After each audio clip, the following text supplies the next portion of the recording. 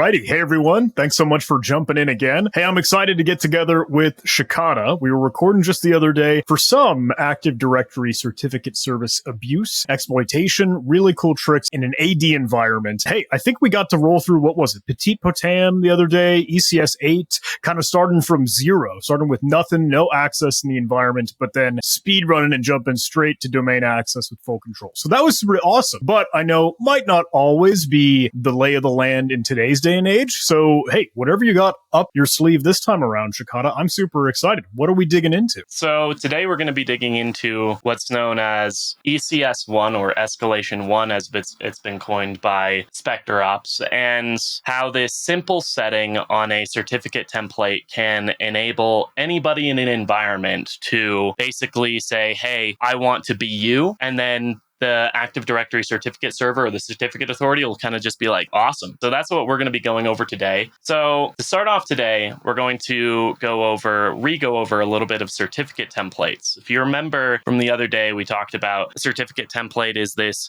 group of settings that come together to form essentially what a certificate can do in an environment. So, for example, we went over the EKU, the extended key usage, and how that says, oh, a certificate can be used for client authentication or encrypting a file system and things like that. Or the permissions of who can actually request a certificate with that template. The enrollment rights, meaning domain, in this case, the user authentication certificate can be enrolled in, or a certificate can be requested by a domain user. And there's a bunch of different options here, but we want to look at specifically one. And that one is known as the subject alternative name. And this is a pretty interesting thing within Active Directory certificate services specifically, because when you think of, a normal certificate, like a common name, what do you think of? Like a common name would be something like google.com, right? And then in a web certificate, because we're talking about, in this case, we're just branching to web certificates. If you have a subject alternative name inside your web certificate, what do you think that is normally like with, web certificates going to be used for? I guess in my mind, I feel like,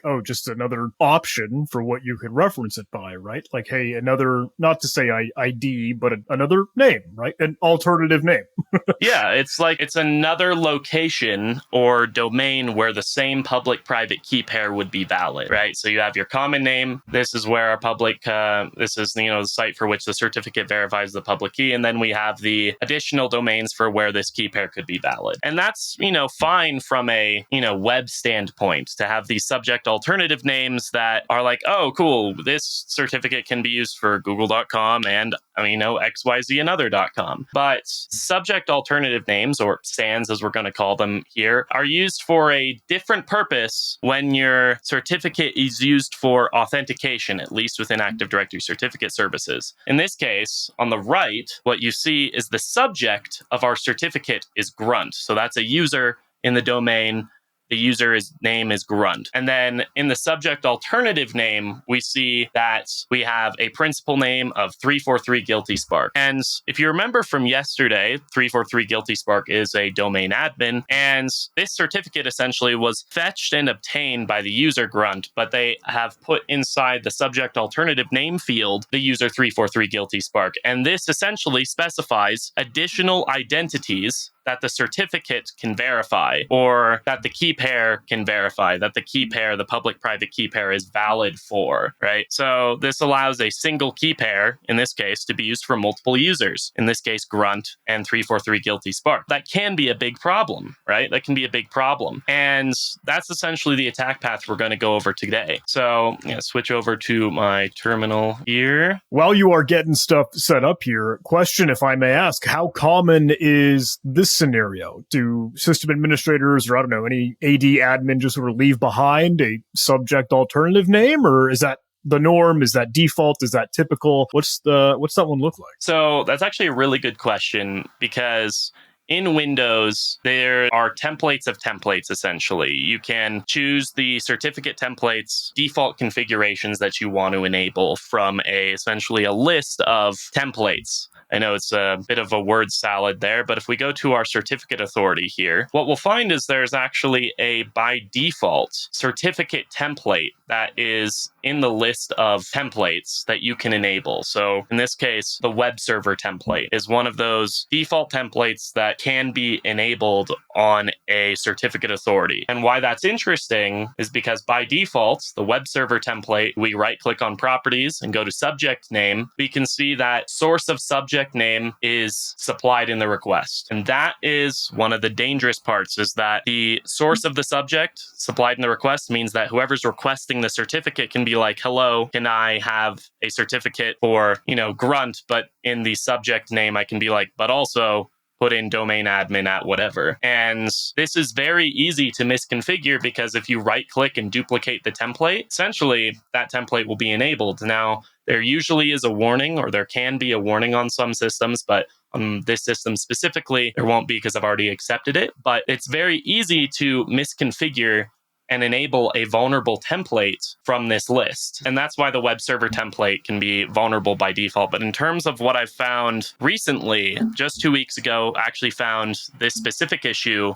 ECS1 inside of a company environment used it to get domain admin. So it's pretty common, honestly, in these configurations, because there was an article, and I don't remember what it was, but it was from like 2012, and it was describing how to set up Active Directory certificate services. And in the template configurations, it was like, just enable subject alternative name requesting, and nobody really understood the ramifications. And so you have all these environments nowadays to where it's like, oh, from the certificate templates we configured a decade ago, they're vulnerable to this because these issues were only recently discovered and applicable to ADCS as well. So yeah, it's pretty common. So switching back to Kali here, we're coming at it from a different perspective. Remember, we're coming at it from the I don't have any access whatsoever perspective. So before we're going to abuse ECS1, we first have to get into a perspective to where we can even abuse ESC1. We're going to combine what we found yesterday with what we're going to find today. So firstly, we're going to just try and obtain that initial access like we did yesterday. So I'm going to run responder here. And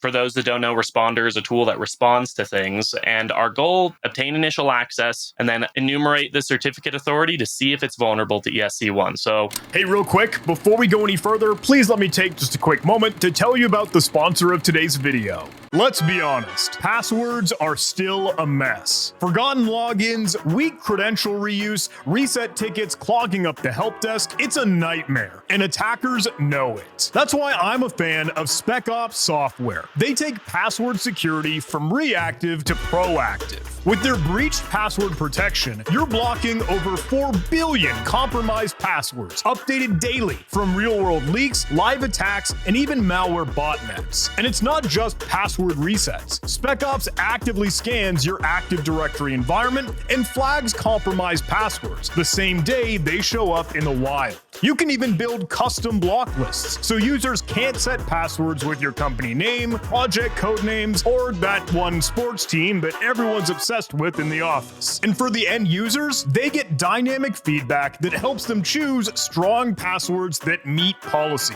without the guessing game. Fewer bad passwords, fewer help desk tickets. Throw in self-service password reset and built-in multi-factor authentication, and suddenly, passwords aren't your weakest link anymore. They're just one more thing you've locked down smart. Check out SpecOps software and get started with my link below in the video description, jh.live/SpecOps. Huge thanks to SpecOps for sponsoring this video.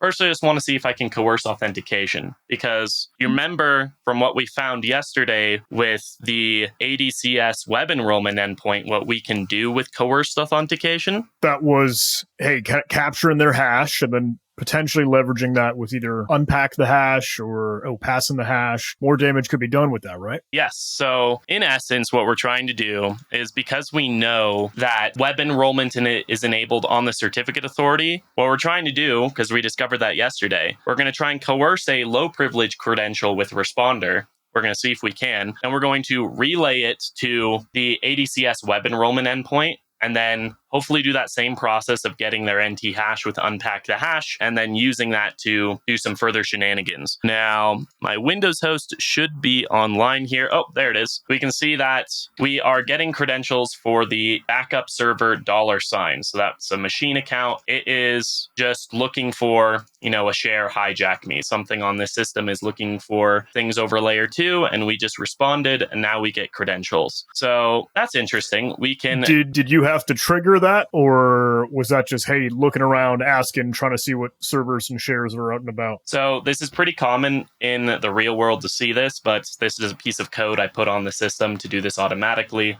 just for the lab demo, essentially. So going from this, what we're going to do is we're going to coerce this credential like we are right now, and we're going to then relay it to that same ADCS HTTP endpoint that we did yesterday. And instead of getting the domain controller's NT hash, we're just going to get this low privileged machine account user's NT hash. And remember, we're doing this without authentication. And we know that by default, in an Active Directory environment, the machine template is enabled by default. And machine accounts can have the permission by default to enroll in certificates with the machine template. And in this case, we know, or we don't know, but we're highly suspicious that we're coercing a machine account because of the $sign there at the end. All right, so if we go and we do our NTLM relay here, and we're using the template of the machine account, now when we go down, we're using the machine again. We know that's a default template that is enabled on Windows systems, that machine accounts have the ability to request a certificate for and authenticate with. So that's just kind of we know it because it's probably there by default. So we're going to relay there, and using that coerced authentication. Awesome. So we see that authentication came through. We see, okay, cool. We're going to authenticate against that certificate authority on that web endpoint with the backup server $sign user, that backup server machine account. And then we're going to generate a certificate signing request with the certificate we generated and request a certificate with the machine template. And then once we get it, NetNTLM relay is going to save it for us locally automatically. If we just exit out here, should see that ticket. There it is, or the certificate, backup server.pfx. Now we could use that with certify. So we could go certify, attack AD, and then auth. You can see my command already there. And then we'll authenticate with that certificate to the environment. And so we're going to go in, we're going to use that certificate to authenticate as backup server $sign over Kerberos, get that TGT, and then use unpack the hash to get our NT hash. Now, we have control over a machine account, and this machine, if we go look up if it exists as an actual machine, we can probably do a dig for backup tac server installation 07.local. See that it exists at 1.12. So let's verify these creds work first, and 172.16.1.12. And quickly, what permissions do you think this user is going to have over that machine, being the machine account of that machine? Machine account still gives me hope that it would be like full control, but I don't know for sure, truth be told. So we can get full control, but not directly with the machine. There's a few different attacks that we could do, but you can see here, awesome. Still authenticate, yeah. Yeah, we still authenticate, but we don't have admin privileges. If we wanted to use this machine account to then get that local admin privileges, we could request a silver ticket over Kerberos. And because we are the machine, we are the owner of the service we are requesting an account to, we can put any user inside of the service ticket. Now, that's a bit out of scope for this specific demo, but just imagine that if you control a machine's NT hashed password, we can request a silver ticket of the administrator to the machine. Now, this command is a bit bulky, so I'm going to paste it in here, but we can see this is using tools from a person who goes by the handle DirkJan, and it's called get service for you ticket, get S4U to ticket. And that's a kind of a specific Kerberos nuance that we won't go into here, but we're specifying that we're going to use the Kerberos CC cache for authentication, where the domain that we're a part of, installation.local, the username of the user we're authenticating as, backup server $, the location of the Kerberos CC cache file, and that's essentially you can think of it like a cached login. That's where our session token is for our Kerberos authentication. It's for web people, think of it like a cookie almost. And then we're going to authenticate for 2172.16.1.2. We're going to do that all over Kerberos. And then once we're there, we're going to request a service ticket for the SIF service, which is kind of like you can think of it broadly like the SMB share on port 445. That's SIFs, or at least an old version, where we're going to request a service ticket for the SIF service, so 445, on backup TAC server and installation.local. And then we're going to put in the service ticket that we want to be 343 guilty spark. And then we're going to save that as admin.cc cache. Now, that's a mouthful. Do you understand? Do you get kind of what's going on here with that? How did we know, or what made us determine, or how could we have done that enumeration or reconnaissance to know, oh, let's use 343 guilty spark in this scenario? That's a great question. Just trying? Yeah. So we could just specify administrator here. We could also, in this case, we have a valid authentication to this environment. Like the username and password we found to this environment is this user and this hashed password. So we could actually go and do, we could do raw LDAP queries, but in this case, we would use the Bloodhound TAC Python commands and then go and collect LDAP data by specifying our username as backup TAC server $, and then specify TAC hashes. Go here, and we're just going to copy that hash there, and then put that 6 at the end, put a colon, specify the domain, installation 07.local, and then we're going to collect logged on, all. So you can see here we're going through, and all this did was go and query the LDAP server on the domain controller for all the information. Because we have a valid authentication, no matter how low privilege, as long as it's valid, we can request LDAP information for the entire environment and get most of the details. I would then import that data into Bloodhound here and look at where are all the domain admins. And you can do this manually with a query via like LDAP search or LDAP domain dump, or even just, raw LDAP queries. But this is just an easy way to do it and visualize that, okay, cool. When we go and find all domain admins here, we can see that 343 Guilty Spark is a member of the domain admins group. And that's all from that low privilege authentication that we just obtained via ECS8. Does that make sense? It does, yeah. Awesome. So going back, we obtained that Bloodhound information with that low privilege authentication. And now, because we are a machine account, we have services running on ourselves. Now we can request a service ticket for ourselves, and we can put in any username we want because of a Kerberos. I could bring up the Kerberos protocol picture here, but there's a great visual diagram on what a service ticket looks like. And you'll see that the service ticket literally just contains like username and then the place where you want to go to. And since we control the service, we can do that. Cool. We have that. We can see admin.cc cache exists now. We're going to set krb5cc name equal to admin.cc cache here. And then we're going to attempt to authenticate to .1.12, and we'll say use TAC Kerberos cache. Now, this was a little tangent we went on, but we used ECS8 to get this initial access. And you can see now, cool, we've pwned, and look who we've authenticated as 343 Guilty Spark. So we haven't abused ECS1 yet. We're going to get back to that. But we gained initial access in the environment of using ECS8 now. And we did that after obtaining the machine account's NT hashed password. And from that NT hashed password, we used a silver ticket attack to obtain local admin to the machine in which the machine account was from. Now we could do things like dumping the SAM file to get local credentials and things like that, and then test for shared credentials. But there's some other things for us to do with this valid authentication that we now have. Why don't we go and try and see if we can find anything about the certificate authorities now using Linux? Let's use certify find here, and I'm going to specify the TACU flag, the TACU, and we're going to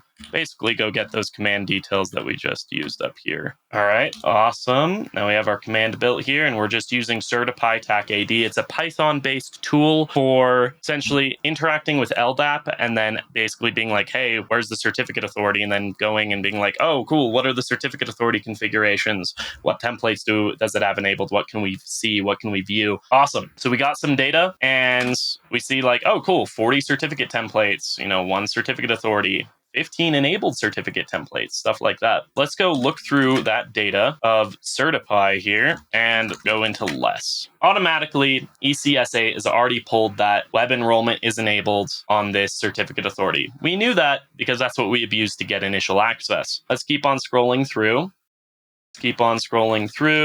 Let's see if we see anything. Okay. Oh, interesting. Okay. What do we notice about this template, user authentication, besides the fact that it says it right here? Yeah, seems like the enrollment rights does have really any authenticated domain user. Yes, that's or true. Domain user. Yeah, we can authenticate as it, but what's the specific configuration in this template that makes it vulnerable? It's right here. Enrollee supplies subject.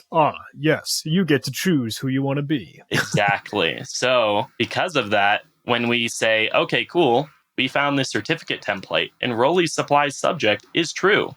That's awesome. More than that, we have the permissions to enroll to basically obtain a certificate using this template. We have the ability. Authenticated users has the ability, and everybody's an authenticated user just about. You've authenticated the domain, you're part of the authenticated users group. So this means that anybody in the environment, in theory, can basically say, hey, can I get a certificate with the template user authentication? And then in that same time be like, okay, with that certificate, I want to put in the subject alternative name 343 Guilty Spark, and I'm a domain admin. So you can just be like, hello, I'm low privilege, give me domain admin. And that's what's awesome about it. So this is great. We know that now. We have this low privilege credential. Now let's request a certificate with that low privilege credential of that template user authentication. Okay, so the template is user authentication. I'm just going to paste this really quick. And our certificate authority, we can see is installation 07 keyship .ca. I'm going to take that information. And also one other thing, make sure it's enabled, which is true. And the other thing to check is extended key usage, client authentication. We can use it to authenticate. Awesome. Now we're going to use certipy with the request command, or certipy tac AD, and say, I want to request a certificate. First, I'm going to specify our certificate authority. I'm going to get that certificate authority name from my notes here. Awesome. And then on top of that, I'm going to specify that domain controller IP address of 172.16.1.2. The target technically is the certificate authority, so I'm going to specify 172.16.1.3. And then the user we're going to authenticate as is this backup server user. So backup tac server $caches : We're going to go get that NT hash here, paste it in, and then we're going to specify that template user authentication. And then we're going to use the tac UPN flag for the universal principal name. And our UPN is going to be 343 DLT Spark at installation 07.local. Does this command make sense? Awesome. So we're just authenticating with backup server $, requesting that certificate with the template user authentication. And in there, we're just saying, hey, you want to be 343 Guilty Spark or the admin. Awesome. So we got that certificate here. So let's use it to authenticate. Let's see if we can get domain admin. So certipy tac AD auth, and then tac PFX. And we'll specify that PFX file, tac DC tac IP 172.16.1.2. Let's see if we got domain admin. Oh, look at that. We did. And now we pulled the NT hash of 343 Guilty Spark. So, and just to see that we can go and get a shell just for funsies. And we can be, installation 07.local / 343 Guilty Spark : @ 172.16.1.2 tac hashes : and now we get a administrative prompt on the domain controller. Or we could have used NXC, but I feel like this sends a better message. So this is ESC1, or subject alternative names. You can just say, hey, I have authentication, this user, I want to do this thing. And it kind of just lets you. And it's pretty common to find. This is a pretty common escalation tactic. Any questions?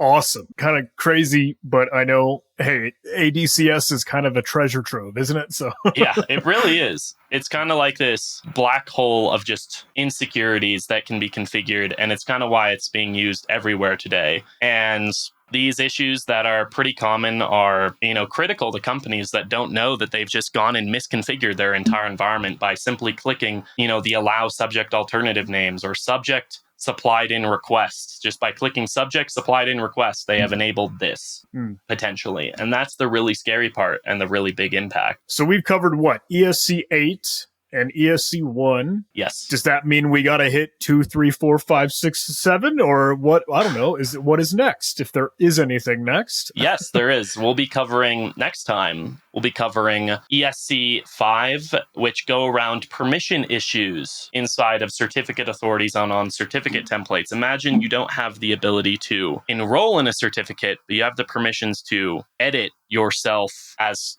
thou you can. So it requires a bit more steps. It actually goes up to, as of recently, ESC 15. So we'll be covering a few random ones. The final thing here is that this issue can be a lot worse than we've even made it out to be. And the reason is that if we go and we look at that Certipy output, there is an option for a certificate authority to have user specified SAN set globally. So it doesn't matter if a certificate template says no on enrollee supplied subject. The certificate authority has user specified subject alternative name set globally, meaning that any certificate in the entire certificate authority is vulnerable. This is either, I forget the escalation, it's like ESC 6 or something. I forget off the top of my head, but ESC 6, it's right there. But they did fix it potentially, but used to be such a major issue where this would be enabled globally, and it's just like, boom, got them. Now, you still do find it